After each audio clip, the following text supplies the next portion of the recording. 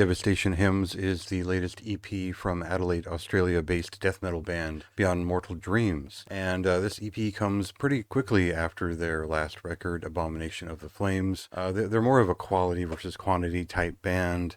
It is a group that started in the 90s and eventually showed up more readily in the 2000s.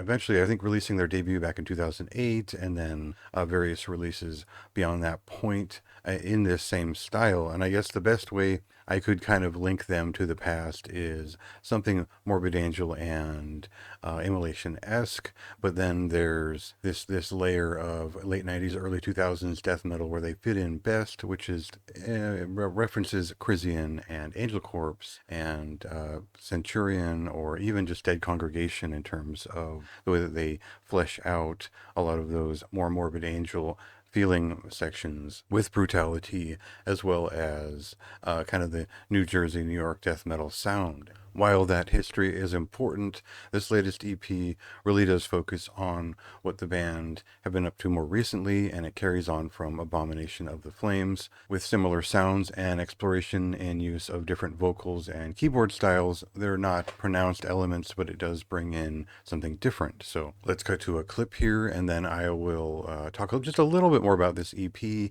and what made it interesting and worth talking about.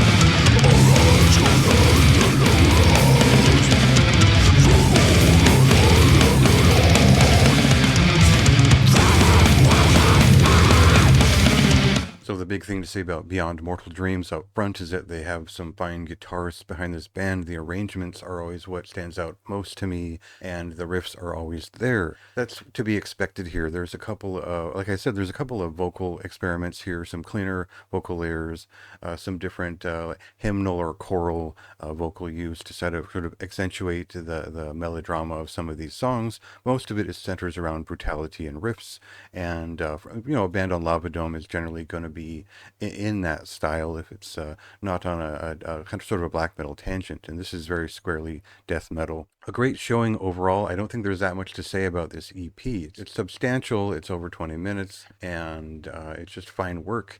It's hard to find death metal bands that are particularly this polished and have a sense of presentation that is this strong. The only thing is that part of that presentation is the cover art, and this cover art is fine. It's a nice image and all. It did begin as AI, and then it was edited and illustrated over, but it's not the best thing they've ever presented in terms of cover art. It's also not the worst either. Their first album kind of had a strange cover otherwise, till it got a reissue some years ago. Not a big issue. That's more about aesthetics and AI and all that shit. Otherwise, a great death metal record that should impress any fan of the real thing. So check that out for yourself. That released in late June, and go ahead and read my review for more of my thoughts.